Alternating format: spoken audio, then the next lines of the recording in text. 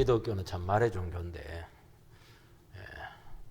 오늘 말씀에 보면 말을 조심해라 하는 것이고, 기독교는 가르침을 받아야 되는데 선생님이 필요합니다. 근데 선생 많이 되지 말라고 그렇게 말씀하고 있습니다. 참 율배반적이죠. 사람은 다 선생 되고 싶어 하는 마음이 있는데 굉장히 그 책임과 이런 것들이 엄중하다는 겁니다. 그 얘기하는 거예요. 요즘 참 저희 때문에도 그 정도는 아니었는데 요즘은 이제 국제화 시대가 되었다는 것이 실감이 납니다. 웬간한 사람들은 뭐 외국어를 두세 개 하는 걸 제가 많이 보고 있어요. 외국어를 배워보신 분들은 알지만은 이 한 언어를 마스터한다는 게 쉽지가 않아요. 뭐 단어를 많이 외운다고 해도 되는 것도 아니고, 문장을 달달달달 외운다고 해서 되는 것도 아니고, 말만 자꾸 듣는다고 되지가 않아요.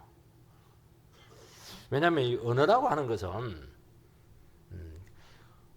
그 사회의 그 역사가 있고, 거기 살아가는 사람들 의식 구조가 있고, 또 사고 체계라고 하는 가치관, 이런 여러 가지 배경에서 나왔기 때문이죠. 그것이 우리 속에 체질화되어야 언어가 자연스럽게 나오는 것입니다. 그러니까 자기 자신의 사고와 의식 구조가 그 언어를 가진 그 사회랑 좀 맞아야 돼요. 바뀌어야 되는 것입니다. 그래서 이민 1세대들은 그 나라에 가면은 절대로 마스터하지 못해요. 왜냐하면 이게 의식 구조가 바뀌지 않거든요. 나이 들었기 때문에. 그래서 2세대, 3세대 가면은 완전히 똑같아요. 제가 보니까 한 번씩 한국에 오는데 보니까 사고나 말하는 게 완전히 본토더라고요, 이게. 한데 우리나라는 이제 조기 외국어 바람이 분 적이 있습니다. 어릴 때부터 외국어를 가르쳐야 된다. 한국어를 말하기 전에 영어를 이야기하게 해라. 협잡기 하려고 요물체가 자르기도 합니다. 그럼 혀 자른 소리가 난대요. 근데 우리나라 언어를 배우기 전에 외국어를 가르치면은 굉장히 그 사고체계 혼란이 온다고 합니다. 이게 한국도 아니고 미국도 아닌 게 이게 정체성의 혼란이 온다는, 그게 더 안 좋다는 거예요. 위험하다는 겁니다. 그래서 우리나라에 살 것이라고 하면은 먼저 우리 한국어를 확실하게 가르쳐라. 그리고 나서 외국어를 배워야 된다. 이런 쪽으로 이제 많이 바뀌게 되었고, 그렇게 권장을 한다고 합니다. 여러분, 더 근원적인 어떤 체계나 언어나 말이라는 형식을 통해서 이 모든 것들이 드러나기 때문에 그렇다는 거예요. 그래서 단순히 말만의 문제가 아니라는 거예요. 그 안에 훨씬 더 깊은 부분들이 배경이 있다는 것이고, 그 배경을 굉장히 잘 파악을 해야 된다는 것입니다. 오늘 이 말씀은 원래 야고보서는 믿음만 있다고 해도 되는 게 아니고, 믿음은 반드시 행위로 나타나야 된다. 그런 것들이 이제 외모를 가지고 사람을 차별하지 않는 거라든지 여러 가지 다양한 양상으로 나타나는데, 오늘 3장에서는 이 언어에 대한 문제로 나타납니다. 말에 대한 거예요. 믿음이 좋다고 하는데 이 말 부분에 있어서 이게 실수가 많고, 말에 의해서 온전하지 못하면 이거는 미안하지만 믿음에 문제가 있다는 겁니다. 그래서 이 말의 습관, 말의 품위, 이런 것들은 신앙 성숙과 영성의 표시라는 겁니다. 단순히 습관의 문제가 아니라는 거예요. 마음 안에서 나왔기 때문이죠. 신앙 인격에서 나왔다는 것을 이야기하는 것입니다. 모든 것이 신앙 인격에서 다 나왔죠. 우리 행동의 태도들. 그 중에서도 제일 다스려지지 않는 것이 뭐냐? 이게 혀라는 거예요, 혀. 우리가 새벽기도 요즘 보고 있는데 이사야서 6장에 보면 이사야가 소명을 받는 내용이 나오는데 하나님의 영광을 꽉 체험합니다. 그때 이사야자가 거룩하신 하나님 앞에서 뭘 얘기하냐니까, 나는 입술이 부정한 사람이라 그 얘기를 하니까 서랍 천사가 인두를 가지고 불을 달구어서 그 혀를 찢습니다. 그러니까 말로 죄를 많이 지었다는 거예요. 이사야 선지자도 주의 종인데도 해서는 안 될 말을 많이 했다는 겁니다. 그래서 입을 찢습니다. 이게 사람이 죽어가도요, 혀는 막 계속, 우리식으로 조금 표현 좀 그렇습니다. 계속 입은 날름거릴 수가 있어요. 만화에도 보고 이러면 막 죽어가는데 홍냥홍냥 하는데 막 혀는 계속 돌고 있습니다. 이 혀가 이렇게 참 이렇게 통제가 안 된다는 겁니다. 우리 인격이 온전하지 않아서 말의 실수도 많고, 말을 해도 참 세워지고 격려하고 은혜가 되고 이래야 되는데 굉장히 그 파괴적으로 사용될 가능성이 너무 많습니다. 이게 이 혀가요, 잘 쓰이면요 하나님을 방불합니다. 영혼을 살리거든요. 근데 이 혀를 잘못 써버리면 이거 치명적인 이런 그런 죽임을 주는 그런 도구로 쓰일 수가 있다는 거예요. 그래서 말이 잘 되기 위해서는 언어를 배우듯이 먼저 우리 마음이 바뀌어야 됩니다. 그리고 인격이 성령으로 잘 통제가 돼야 되니까 성숙해야 된다는 것이죠. 그러면 다른 것도 다 바뀌지만 결국에는 정복이 안 될 것 같은데 이 언어가 말이 이렇게 바뀌게 되고 이 혀가 아주 긍정적인 도구로 쓸 수가 있습니다. 이 혀는요 마귀의 입이 될 수도 있지만 천사의 입도 될 수가 있거든요. 그래서 어떻게 혀를 쓰느냐에 따라서 혀가 용도가 너무 차이가 크다는 거예요. 이게. 그래서 성경에서는 이 기독교도 말의 종교지만은 말이 대단히 중요하다고 누누이 강조하고 있는데 야고보서는 특히 말에 대한 부분이 아주 많이 나오고 있습니다. 첫 번째는 이 선생님이 참 중요한데 선생님이 책임이 크다는 거예요. 그리고 위험성이 많다는 것입니다. 그래서 할 수만 있으면 선생 되지 말라고 말씀하고 있습니다. 1절 말씀을 읽어보면 내 형제들아 너희는 선생된 우리가 더 큰 심판을 받을 줄을 알고 선생이 많이 되지 말라. 이 선생이라고 하는데 뭐 일반 선생은 되겠지만은 성경을 가르치는 선생님이라고 할 수가 있습니다. 하나님의 말씀을 맡은 자에게 무거운 책임을 요구하고 있습니다. 그래서 할 수만 있으면 가르치는 선생이 되지 말라는 겁니다. 선생님이 되더라도 충분히 기다려라. 그리고 선생으로서의 자질이 확인이 되고 검증이 될 필요가 있다고 말씀하고 있습니다. 왜냐하면 선생 한번 잘못 세워놓으면 그 치료될 결과가 너무 크기 때문입니다. 이렇게 하면 잘 이해가 잘 안 될 텐데요. 요즘식으로 표현하게 되면은 신앙이 좋고 열심히 있다고 해서 직장 뜯어치우고 무작정 신학교 갈 생각 하지 말라는 것입니다. 본인도 불행할 수도 있고 가르침을 받는 성도들도 굉장히 어려움을 겪을 수가 있고 위험할 수가 있다는 것입니다. 그러면 이제 의미가 여러분들에게는 다가올 겁니다. 하나님이 불러야 된다는 거예요. 하나님이 부르시고 보내지 않았는데 그냥 그 자리를 차지하고 있게 되면은 교회에 장기적이죠. 아주 깊은 폐단을 끼친다는 것입니다. 이게 얼마나 엄중한지 보면은요. 뭐라고 되냐? 선생된 우리가 더 큰 심판을 받을 줄 알고 선생된 우리가 이렇게 되어 있습니다. 우리가 바울도 야고보도 포함되는 거예요. 목사도 포함되고 교사도 포함되고 우리니까 우리 다 예수 믿는 사람들은 선생님이에요. 왜 선생님이 하니까 우리는 하나님을 알거든요. 말씀을 알기 때문에 자기가 있는 위치에서 아무래도 리더십을 발휘해야 되고 말씀으로 가르쳐야 될 입장이 될 때가 참 많습니다. 그래서 저 목사님만을 위한 말씀이다 그렇게 해서는 안 돼요. 우리 예수 믿는 사람들은 전부 다 영적인 선생의 자격을 다 가지고 있는 거예요. 그런데 이게 굉장히 위험하다는 거예요. 이게 왜냐니까 더 큰 심판을 받는다는 것입니다. 우리가 생각할 때 말을 잘못 쓰고 잘못 가르쳤다고 이렇게 해서 좀 하지 마라 책망하고 그냥 견책을 하고 이렇게 하면 될 텐데 그게 심판을 한다는 거예요. 심판을 굉장히 엄중한 말씀이잖아요.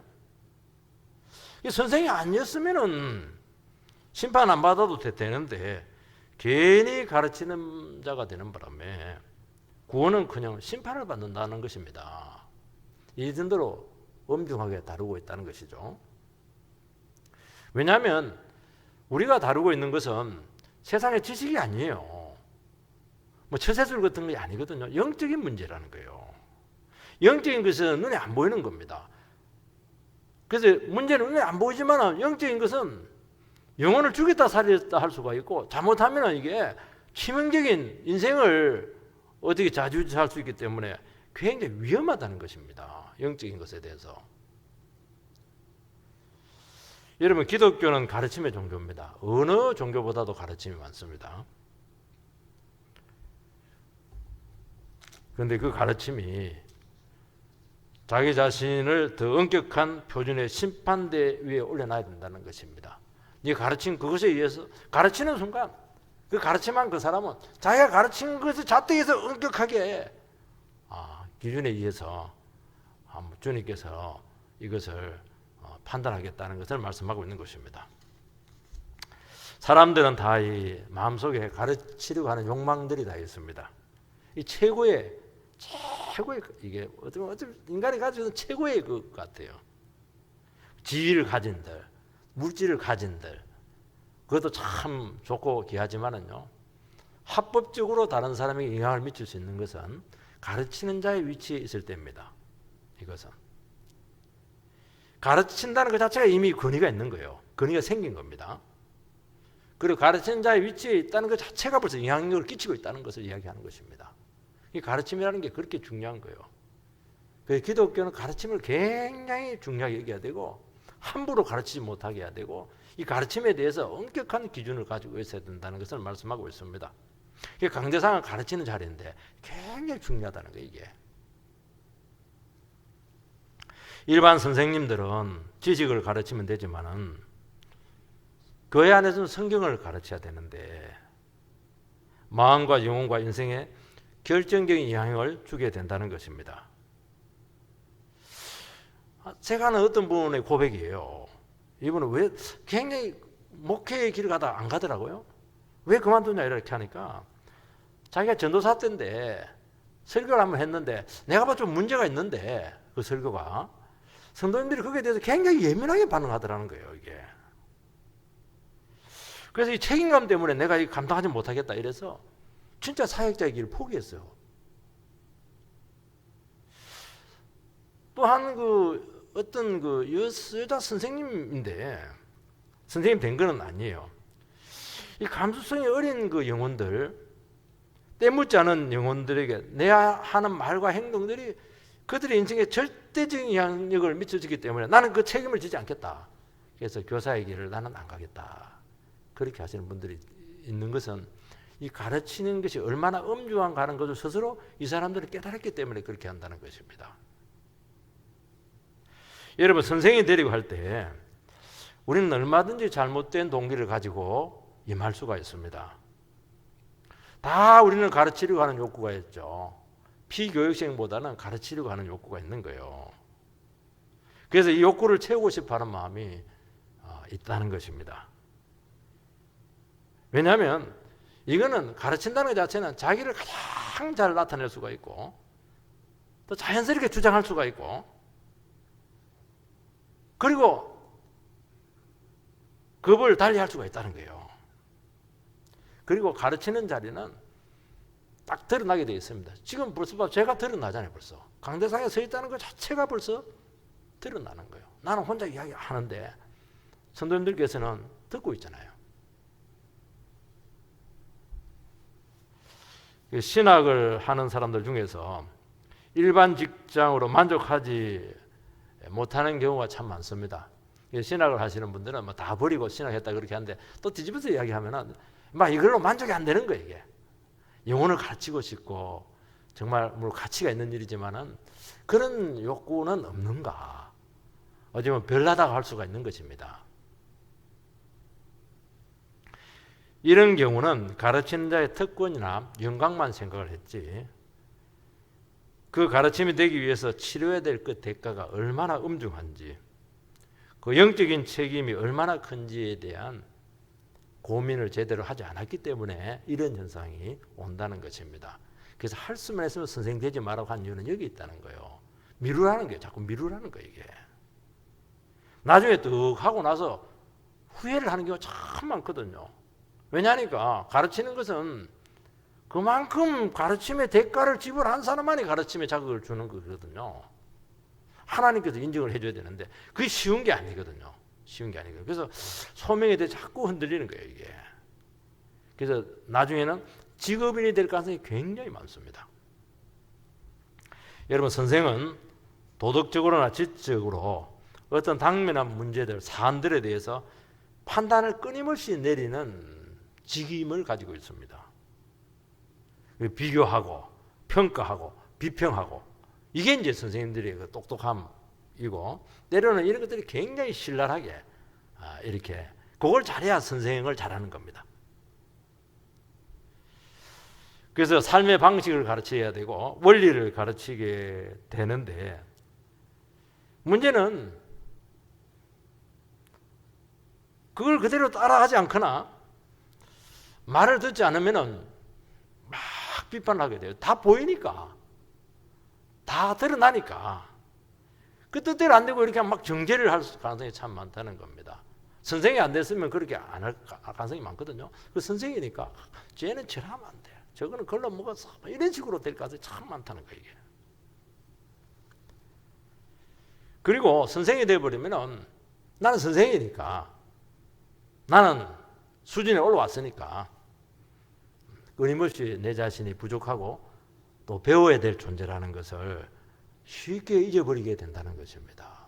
요거는 그래서 바울 사도가 제일 염려했던 건 뭐냐니까, 나는 나만 구원시키면서 나는 버림받을까 봐 염려가 된다는 거예요. 그 왜 그러냐니까, 다른 사람은 설교를 잘해가지고 잘 가르쳐서 구원받겠는데 자기는 다 됐다고 생각을 하는 거예요, 이게. 그래서 주님 앞에서 자기 자신의 부족함을 보지 못하는, 그렇게 하면 결국에는 영혼을 잃어버리게 된다는 것을 아주 심각하게 고민을 했다는 것입니다. 그러니까 나는 다 됐으니까 다른 사람 말을 잘 듣지 않게 되죠. 그리고 자기만의 관점이 분명해야 되는 것입니다. 왜냐하면 가르침이라는 건 체계가 있어야 되거든요. 정신이 들어가야 돼서 체계가 있어야 되고 원리가 들어가야 되기 때문에 그게 있으면 가르치면 안 되는 거예요. 틀이 딱 정해지는 거예요. 그 관점이 너무 강하기 때문에 더 이상 잘하지 않을 가능성이 참 많습니다. 세상은 그럴 수가 있어요. 그런데 기독교는 이 틀이라고 하는 것들이 사실은 하나님 말씀 앞에서 계속 무너져야 되거든요. 그게 잘하는 거거든요. 그게 뭐냐, 자기를 자꾸 깨는 것이거든요. 자기를 자꾸 깨야 더 깊어지게 되고 유연성을 가지게 되고 더 사실은 사람을 성숙시키고 그렇게 되는 것이니까, 교회에서도 목회자가 잘한 만큼 성도들이 잘한다는 말이 있는 것이 여기에 나오는 것입니다. 여러분, 교회에서는 견책이 필요하고 개인적으로 권면이 필요합니다. 또 성도들 간에 말씀의 교제가 있어야 되고, 신앙적으로 좋은 관계를 가지면서 서로 영향을 주고받아야 되는 것은 지당한 것입니다. 그래서 우리는 영적인 교제를 나누고 이렇게 할 때는 세상적인 교제와 다릅니다. 세상적인 교제는 뭐 서로 좋은 게 좋다는 식인데요, 우리는 격려를 해주기도 하고 어떤 경우는 좀 아픈 말을 하면서 또 이렇게 훈계를 할 수가 있는 거예요. 그런데 이런 걸 할 때 말씀과 주의 사랑과 겸손으로 해야 된다는 것입니다. 그리고 반드시 다른 사람이 나보다 낫다는 것을 진심으로 고백을 할 때 이것이 가능하다는 거예요. 당신은 나보다 부족해, 당신은 늘 배워야 돼, 당신은 영적으로 수준이 떨어져, 이렇게 되면 안 된다는 거예요. 반드시 거기는 정죄가 들어가야 되고 판단이 들어온다는 것입니다. 그래서 정말 이 영혼이 너무너무 귀하고 나보다 나은데 이런 부분에 대해서 참 이분 약한 부분이다, 기도해 주지만은 또 주님께서 기회를 주신다면은 얼마든지 내가 사랑으로 권면할 수가 있다, 이런 정신을 가져야 된다는 것입니다. 이렇게 안 되면은 이 가르침이라든지 이런 것들이 굉장히 남용이 될 수가 있다는 것입니다. 여러분, 특히 그 교회 안에서는 비판의 정신을 경계를 해야 되는 것이죠. 그래서 제일 위험한 사람들이 잘한다는 거예요. 그래서 막 자기를 떠들게 되는데 이게 참 오만한 겁니다. 교만한 것이죠. 왜냐하면 이렇게 되게 되면 내만 옳다는 거예요. 여러분, 내만 옳다는 것처럼 위험한 거 없습니다. 왜 자기만 놀아요? 당신도 오를 수가 있죠. 내가 아무리 놀아도 하나님 앞에 보면 다 틀리죠. 그걸 기억을 해야 된다는 거예요. 나만 옳다는 것이 있을 수가 없다는 거예요. 이게. 그걸 기억해야 돼요. 다 사람은 관점에 따라서 오를 수가 있거든요. 이제 나만 옳게 되면 어떻게 되냐? 자기의 기준을 가지고 다른 사람의 결점을 자꾸 찾아요. 마음에 안 들면 자꾸 간섭을 한다는 거예요. 그 자기 뜻이 따를 때까지 주장을 한다는 거예요. 이게 비판의 정신이거든요. 이게 이제 선생들의 그런 병폐입니다. 이게. 그래서 교회에서 똑똑하고 잘났다고 생각하시는 분들이 많으면은 교회가 굉장히 시끄럽고 혼란스러워 은혜스럽지가 않아요. 교회는 그냥 몰라도 그냥 넘어가지고 엉뚱한 소리하고 이래도 막 웃고 가고 이래야지 은혜스럽고 이런데 막 지적 다 해버리고 막 전부 다 이거 저거 저래 버리면은 정말 힘들어요. 견디기 힘들어요.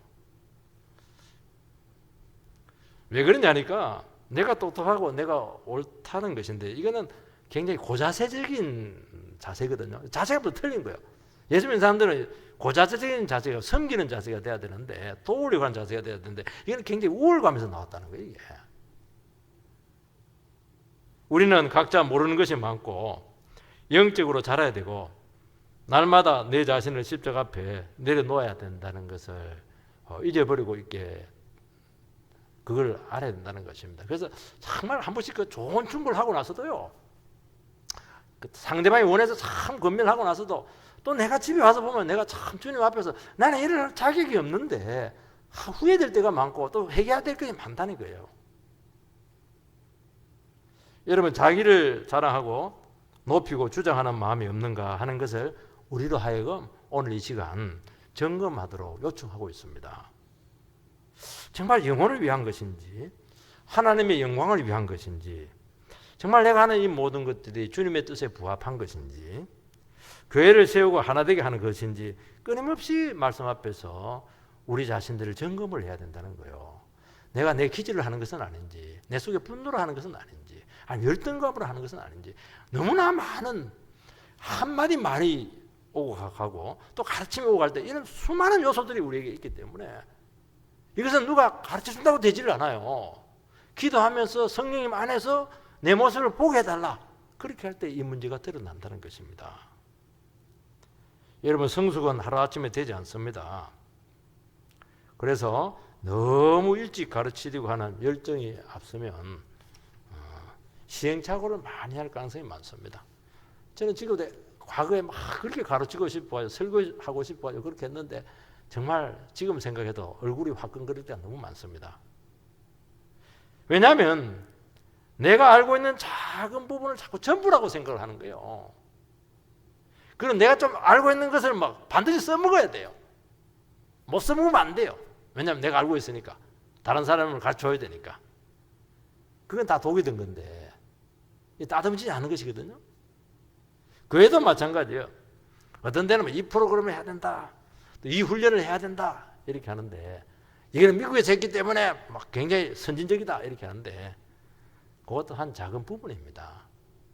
모든 게 아니에요. 모든 게 아니에요.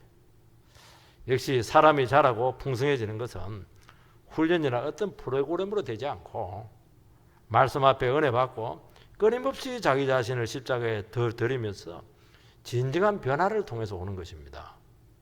그 변화는 여러 가지 방법으로 올 수 있는 거예요. 가장 강력한 것이 사실은 예배인데 그래서 이런 것들을 전부 다 풍성하게 인정을 해야 된다는 것이에요. 특히 은혜를 제일 많이 받고 제일 많이 변화될 사람이 누구냐? 선생님이라는 거예요. 선생님. 목회자, 재직, 오래 믿은 분들 이런 분들이 제일 많이 변해야 된다는 거예요. 이것이 막히는 순간 순기능을 하는 것이 아니고 공동체의 역기능이 될 가능성이 너무 많다는 거예요. 이게. 주님께서는 어떻게 하냐? 너희들이 그리스도의 장성한 분량에 이르기까지 멈추지 말라는 거예요. 그게 이걸 이야기하는 거예요. 이게. 성숙한 만큼 유익을 끼치게 되고 교회를 자라게 한다는 것입니다. 그래서 교회의 진정한 선생은 인간이 아니고 성령님이라는 것을 꼭 기억을 하시기 바랍니다. 인간이 아무리 소리해도 사람 안 들어요. 제가 설교하지만 제 말이라고 한다면 우리 성도님께 듣겠습니까? 성령께서 저를 통해서 말씀을 하시는 것이기 때문에 성령님의 음성이기 때문에 듣는 것이지 제가 한다고 제가 뭐 하는 게 뭐가 있겠어요. 성령께서 은혜를 주시면 또 하는 것입니다. 그걸 꼭 기억을 해야 된다는 거예요. 이것이 안 되면은 인간의 가르침을 할 수밖에 없고, 그러면 주님의 제자가 되는 것이 아니고 인간의 제자가 된다는 거예요. 그럼 실패라는 거예요. 그 인간이 성령님을 제한할 가능성이 굉장히 많습니다. 그래서 어떻게 하든지 말씀에 입각하도록 최선의 노력을 다해야 된다는 것입니다.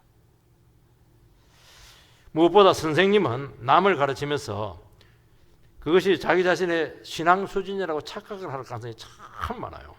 왜냐하면 가르침처럼 강력한 것이 없거든요. 뭐 찬송 그런 것도 있지만요, 진짜 강력한 것은 이 가르침이에요. 가르치면 말 한마디로 죽이고 살리고 웃기고 울리고 다 할 수가 있거든요. 그 착각을 하는 거예요. 야, 나는 참 세다. 아닙니다. 가르침도요, 은사입니다. 영적인 은사예요. 아주 중요한 은사지만 은사입니다. 은사가 자기 자신의 성숙도와 같으면 상관이 없지만은 하나님께서 안 같은 상황에서도 얼마든지 쓸 수가 있는 거예요. 공동의 필요에 따라서. 시골교회 같은 데는 막 그냥 어떤 신학을 아는 사람들도 설교도 할 수도 있는 것이거든요. 그래서 은사나 능력과 이 가르침 이런 것 자체가 그 사람의 영적인 그것을 보증해주지 못한다는 거예요. 신앙 수준을 반드시 입증하는 것은 아니라는 거예요. 같으면 좋아요. 그런데 반드시 같지 않을 수 있다는 거예요, 이게. 그 말은 뭘 이야기하냐니까, 각자는 어떤 은사를 발휘하고 능력을 발휘하더라도 또다시 자기 자신은 하나님 말씀 앞에서 자기 자신의 중심을 내려놓고 그 말씀 앞에 자기 자신이 순종하고 살아가야 될 책임은 다른 문제라는 거예요. 은혜 끼치는 은혜 끼친 것이고, 당신은 또 당신 나름대로 말씀 앞에서 정직하게 순종해서 걸어가야 된다는 거예요. 여러분, 신앙 인격은 대단히 중요합니다. 기질이나 분노와 같은 잘못된 인격이 다스리지 않으면 그게 왜 문제가 되냐니까, 하나님의 영광을 가리게 됩니다. 모세가 40일 동안 잘 해놓고 그렇게 온유했는데 막 머리바 반석에서 마지막에 그냥 화를 내면서 내가 너희들을 위해서 이 반석에 물을 내라, 자기가 물 내는 것처럼 하나님께서 축복했다 해서 제외시켜 버렸잖아요. 너는 축복받을 자격이 없다는 거예요. 나는 그렇게 속을 뒤집고 막 이스라엘 백성들이 괴롭히고 이렇게 해도 또 반석을 때려서 생수를 줘서 성령으로 그들을 도우려고 했는데, 네가 나서 가지고 네가 하나님이냐, 막 얼굴이 벌게 가지고 막 소리 지르고 이렇게 해서 결격이 돼 버렸어요. 사람들은 그 어려울 때 그래도 하나님이 얼마나 사랑이 많고 참으시는가 그걸 나타내 주길 원했는데, 모세가 그냥 자기가 그냥 화를 내는 바람에 영광을 다 가려버렸어요. 사람들은 하나님은 하나도 기억을 못하고 모세의 그 얼굴만 기억하는 거예요, 이게.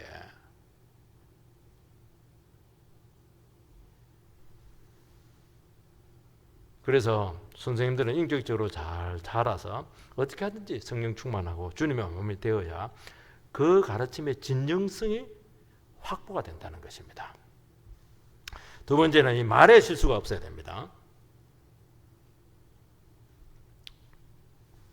선생님은 이제 말로 가르치는데 말을 잘 통제를 해야 된다는 것입니다. 2절 말씀을 읽어보면은 우리가 다 실수가 많으니 만일 말에 실수가 없는 자라면 곧 온전한 사람이라 능히 온 몸도 굴레 씌우리라. 우리 다 실수가 많습니다. 연약합니다. 그래서 말에 굴레 씌우는 것이 그렇게 어렵습니다. 늘 얘기했지만은 인간의 지체 중에서 제일 통제하기가 어려운 것이 혀죠. 사람이 나이가 들면 다른 지체들은 어느 정도 수그러 더 들어요. 막 팔다리도 힘이 없고 또 막 눈도 좀 침침하고 어떤 게 정욕도 지금 많이 좀 감퇴가 되거든요. 그래서 조금 더 좀 깨끗해질 가능성이 많아요. 그런데 혀는 달라요. 혀는 훨씬 더 사나워집니다. 왜냐하니까 악한 말을 쏟아낼 정도로 이게 통제가 안 돼요. 젊었을 때는 막 능력이 있어요. 막 비전도 있고 소망도 있고 살아갈 이유도 많고 막 그런데 나이가 드니까 무력해지는 겁니다.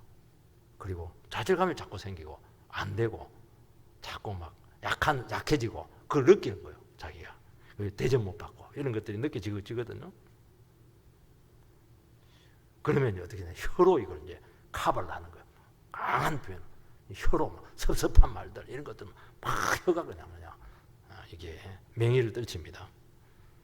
그래서 우리가 나이가 들수록 성령 충만하라는 말이 뭐냐니까 그 사도행전 2장에 보면 나오잖아요. 늙은이에게 환상을 볼 것이요, 예언을 할 것이요, 꿈을 꾸리라. 나이가 들수록 비전이 있어요. 비전, 꿈. 나이가 든 사람이 희망을 가진다, 소망을 가진다는 것은 그 사회는 살아있는 사회죠. 그래서 은혜를 많이 받아서 해야 돼요. 그래야 혀가 이 의의 도구로 쓰일 수 있다고 말씀하고 있습니다. 우리는 인간의 연약성을 먼저 인정해야 됩니다. 사람의 말은 인격에서 나오기 때문에 우리 인격이 완전해지지 않는 이상은 완전할 수가 없어요. 그리고 일단 연약할 뿐만 아니라 특히 말의 통제가 가장 어렵습니다. 그리고 한번 뱉은 말은 절대로 담을 수가 없어요. 반드시 돌게 돼 있어요. 무슨 말을 했다는 것은 사람들이 다 안다고 보면 돼요. 생각은 담을 수가 있어요. 생각은. 그래서 생각하고 달라요. 말하고 생각은 차원이 달라요. 생각은 담을 수가 있는데 말은 한번 뱉어지면 절대로 없어지잖아요.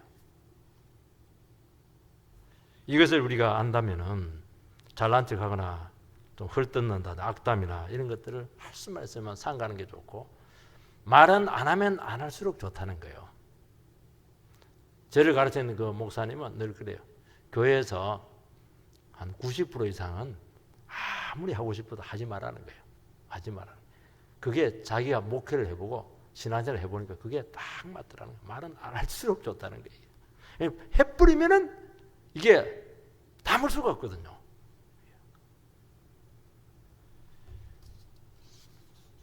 말이라고 하는 것도요, 모든 것을 다 담아낼 수가 없습니다.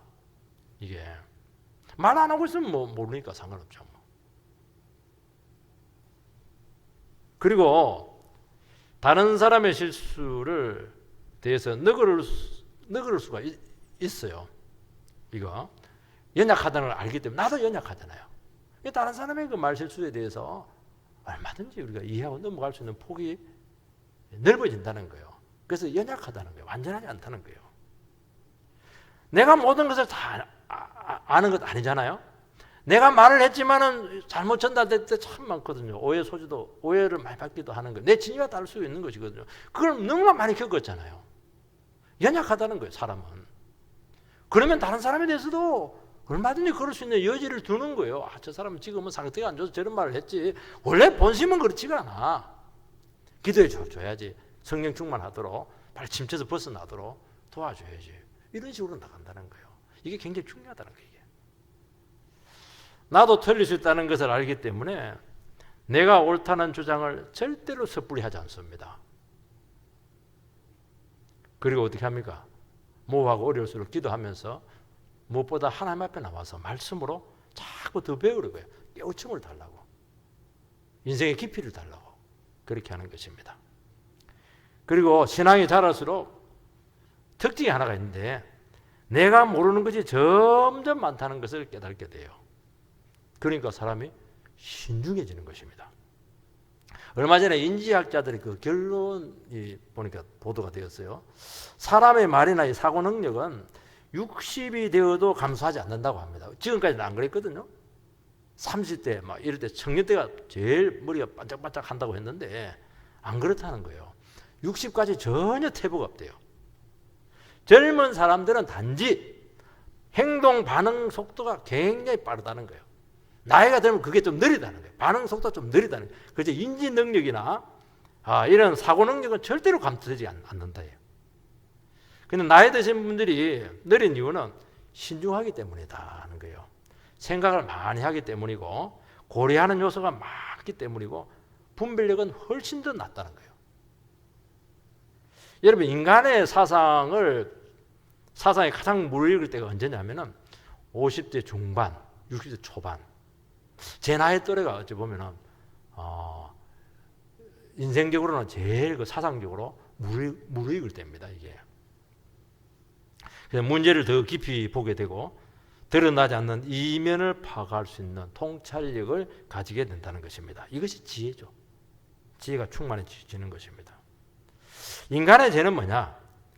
스스로 내가 하나님처럼 되어서 선악을 분별하겠다. 선악과 사건이 그게 죄잖아요. 원죄거든요. 이게 미숙하다는 거예요.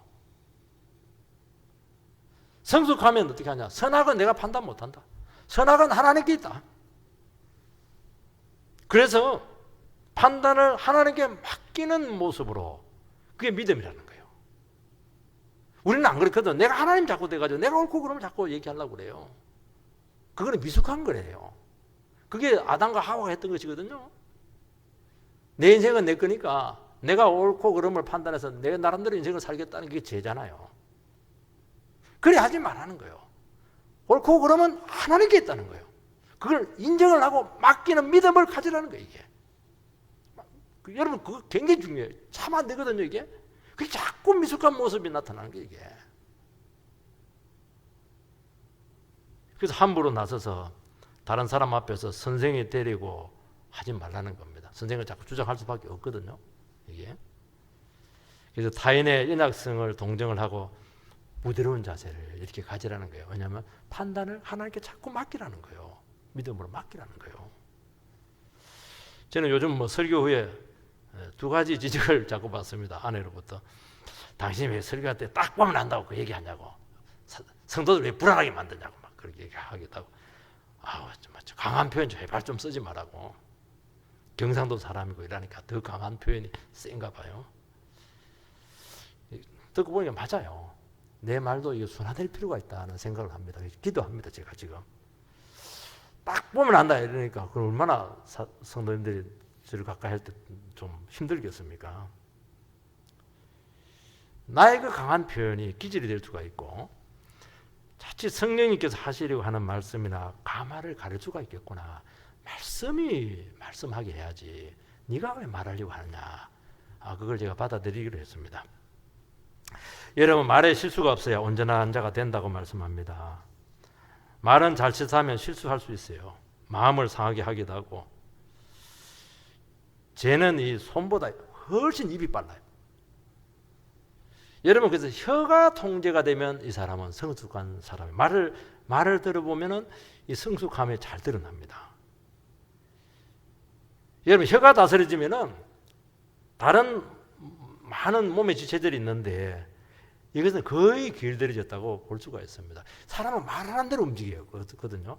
말하는 대로 생각이 되거든요. 말하는 대로 인생이 가는 경우가 참 많아요. 말은 힘이 있기 때문이죠. 말은 힘이 있어요. 말을 하면 말대로 돼요. 말이 씨가 된다는 말도 있잖아요. 말이 통제가 되면 인생이 바뀌는 거예요. 이게.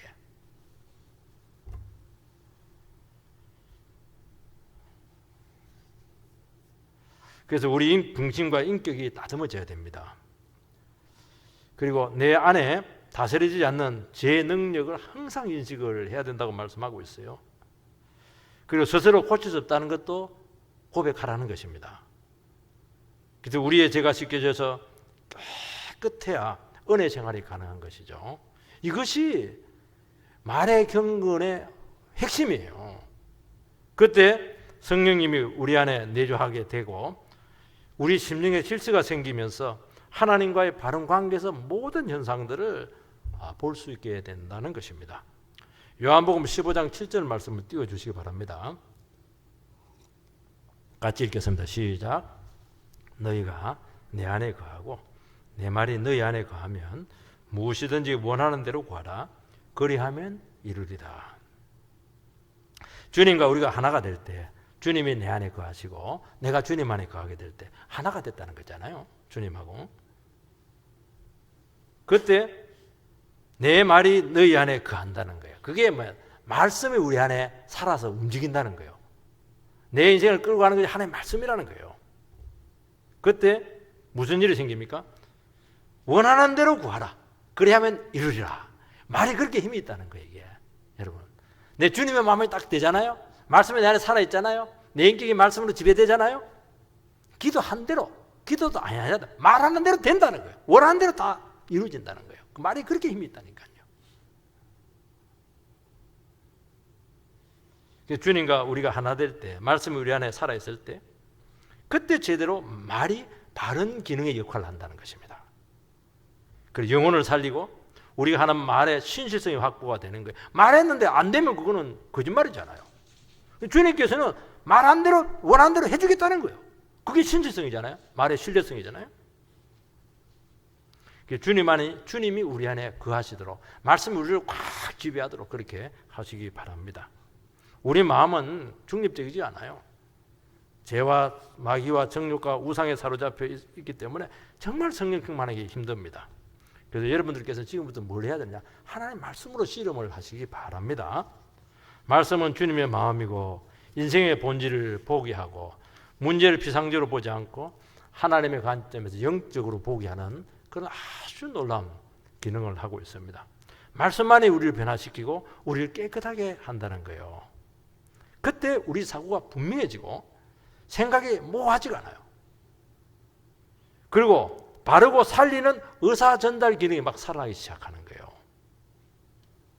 이런 바른 언어 사용과 바른 가르침은 결국 바른 사고에서 나오는 거예요. 사고력이라고 하는 것은 결국은 성경에서 사고력이라고 하는 것은 어떤 문제에 대한 본질까지 파고 들어갈 수 있는 능력, 이게 사고력입니다. 요즘 사고력이 안 되거든요. 생각을 못 해요. 눈에 보는 대로 생각을 하는 거예요. 이게 더 깊이 들어가줘야 되는데 깊이 들어가지 못한다는 거예요. 핵심을 파악하는 능력이 없다는 거예요. 이게 여러분, 핵심이 파악이 안 되면 아무리 말해도 소용없어요. 아무리 회의해도 의미가 없어요. 계속 다람쥐 쳇바퀴 돌듯이 그렇게 하게 되는데 그러면서 실수를 연발한다는 것입니다. 여러분, 논리라고 하는 것은 뭐냐? 사건의 나열이 아니고 문제를 가지고 그 문제의 본질을 파고 들어가는 능력인데 굉장히 강력한 힘을 가지고 있고, 기독교는 논리의 종교예요. 논리의 종교. 감성의 종교가 논리의 종교예요. 느낌의 종교 아니에요. 논리의 종교예요. 철저히 교리적이에요. 그래서 말씀을 가지고 자기 자신을 훈련시키는 연습을 많이 해야 됩니다. 특히 말씀을 듣는 훈련이 굉장히 중요해요. 말씀을 따라가는 게 힘들거든요. 그래서 계속 따라가줘야 돼요. 자기 자신의 문제를 두고 스스로 사고해서 말씀으로 결론을 항상 내리시기 바랍니다. 그래서 말씀으로 자기 자신을 비춰보는 훈련이 되지 않으면 다른 사람이 하는 말의 논리를 따라가지를 못해요. 그 진위가 파악이 안 되고 그 사람 표현 너머의 이면의 그 정신들, 그걸 파악을 해내지 못해요. 하나님의 말씀으로 딱 우리가 논리를 가지고 딱 우리가 진리로 딱 정리가 되어 있으면요, 사람들 돕기가 너무 좋아요. 아, 저 사람은 이 부분에 막혀 있구나. 저 사람 수준에 여기에서 지금 맴돌고 있구나. 그 부분만 딱 지지해주고 튀어주면 확 영혼이 사는 거예요. 그러니까 그 한마디 말은 영혼을 살리는 거라는 거예요. 여기 안 돼 있으면 아무 얘기를 하니까 사람들을 더 혼란스럽게 만들거든요. 도울 수가 없는 거예요. 그래서 오늘 우리 시간 정말 주님 앞에서 온전케 되는 우리 내면이 바뀌고 우리 자신이 진리로 잘 무장이 되어서 우리 말이 잘 다스려지고 인격이 통제가 되고 말을 해도 은혜스럽게 하고 사람들을 살리고 어떻게 하든지 영적으로 잘 근본적으로 도울 수 있는 그런 귀한 선생님이 되시기를 주의 이름으로 축원드립니다.